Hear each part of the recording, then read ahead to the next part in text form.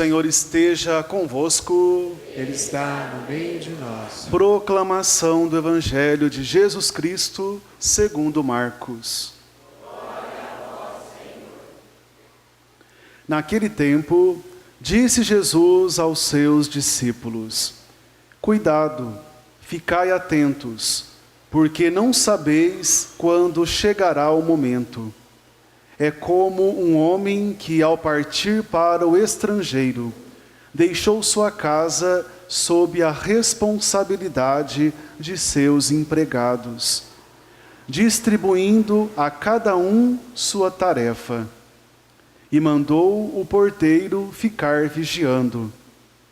Vigiai, portanto, porque não sabeis quando o dono da casa vem, à tarde, à meia-noite, de madrugada ou ao amanhecer, para que não suceda que, vindo de repente, ele vos encontre dormindo.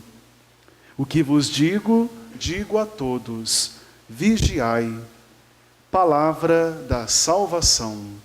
Glória a vós, Senhor.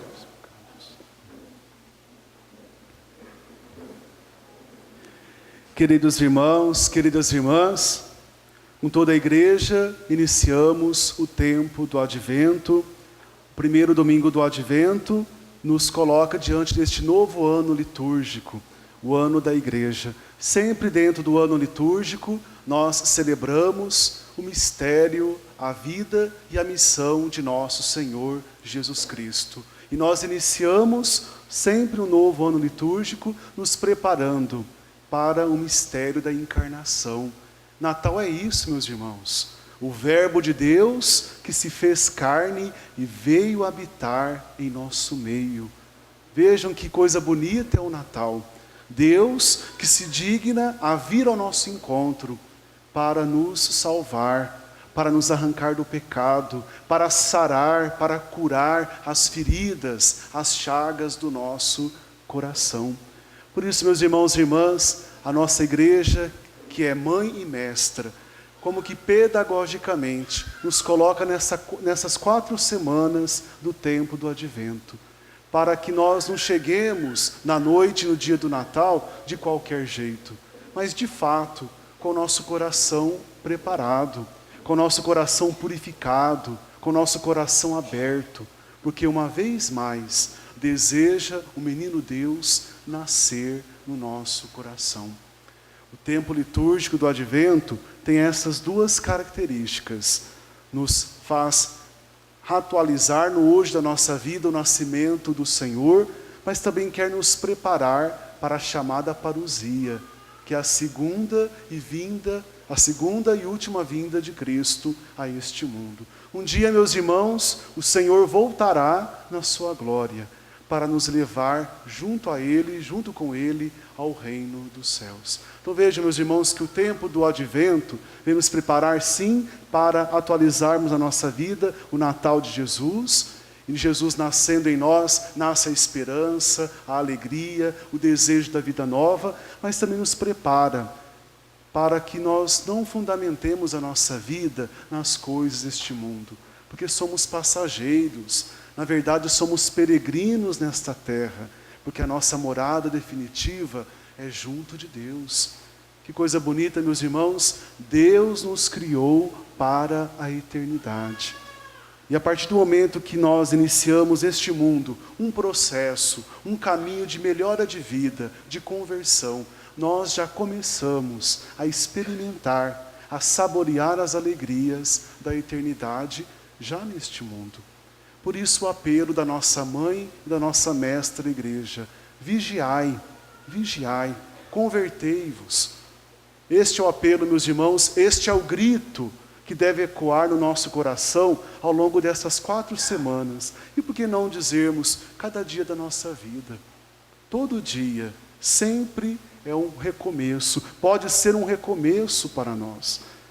Compete a cada um desejar que cada dia que Deus permite seja um dia abençoado, um dia de conversão, um dia de santificação. Por isso, meus irmãos, não passemos por passar o tempo do Advento. Preparemos o nosso coração.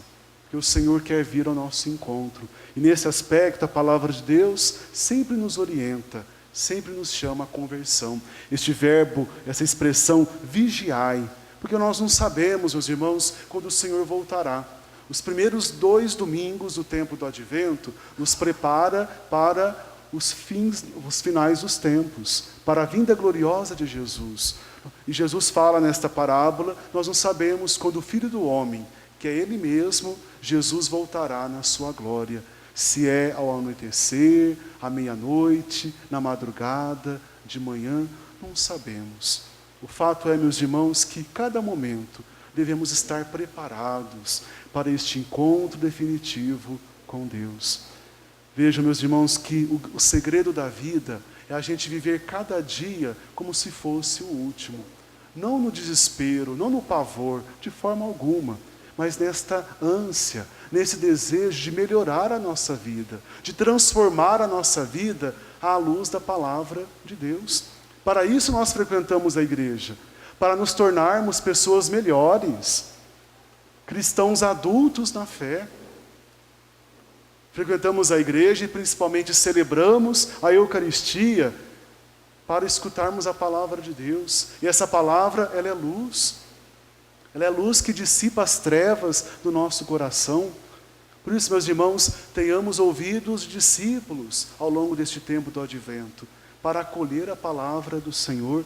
Interessante que Jesus usa essa expressão noite no Evangelho, porque no judaísmo a noite é bastante significativa. E também para nós, cristãos. Os rabinos, na época de Jesus, ensinavam assim, que existem 4 noites especiais que Deus interviu na história do mundo, na história da humanidade.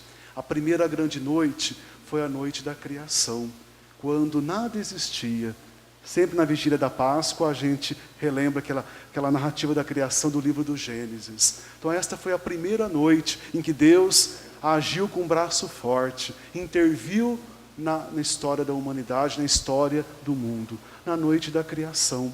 A segunda noite que Deus interviu foi quando Ele selou uma aliança com Abraão, prometendo uma descendência a Abraão.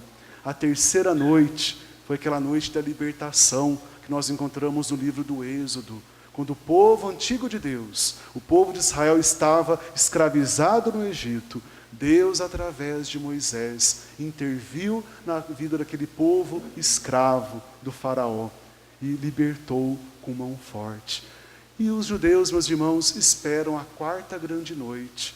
Que noite é essa? É a noite futura, quando Deus virá na sua glória nos levar junto dele. Nós também, meus irmãos, de alguma maneira, aguardamos esta noite, em que Jesus ressuscitado virá na sua glória para nos levar junto dele, e assim, em plenitude, experimentarmos as alegrias do reino dos céus. Noite, meus irmãos, que também tem uma outra conotação no Evangelho de hoje. Vira e mexe, a nossa vida é atingida pelas chamadas noites traiçoeiras, pelas noites escuras, que muitos místicos, santos da nossa igreja falavam, como por exemplo, São João da Cruz. Ele falava da noite escura da alma. São as nossas provações, são os nossos problemas, as dificuldades que nós enfrentamos no nosso dia a dia. Parece noite, quando o sofrimento bate à nossa porta, não é verdade? Por isso, meus irmãos, o apelo de Cristo hoje, vigiai, vigiai. Nós não sabemos quando o Senhor nos chamará. Vigiai, porque o sofrimento não terá a última palavra na nossa vida. O povo de Israel, meus irmãos, no contexto da primeira leitura de hoje, do profeta Isaías, estava atravessando uma noite escura, uma noite traiçoeira, uma grande tribulação. Por consequência dos pecados, estavam exilados, fora da terra natal, estavam lá na Babilônia, deportados. E aqui Isaías tece uma oração belíssima, talvez uma das mais belas orações que nós encontramos na Bíblia. Senhor, Tu és o nosso Deus, Tu és o nosso Redentor. Ah, Senhor, se rompesses os céus e descesses até nós, todos seriam salvos. Meus irmãos e irmãs, esta prece de Isaías foi atendida por Deus.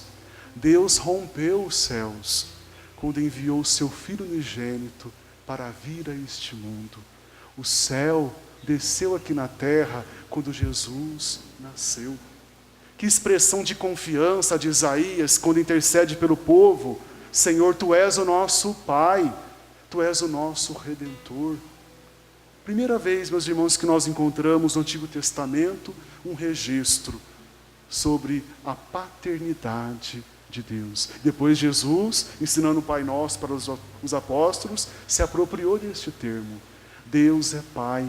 Então Isaías, meus irmãos, estava intercedendo por aquele povo sofrido, achando que não tinha mais perspectiva de vida, não tinha mais esperança para eles. E Deus é chamado de Pai.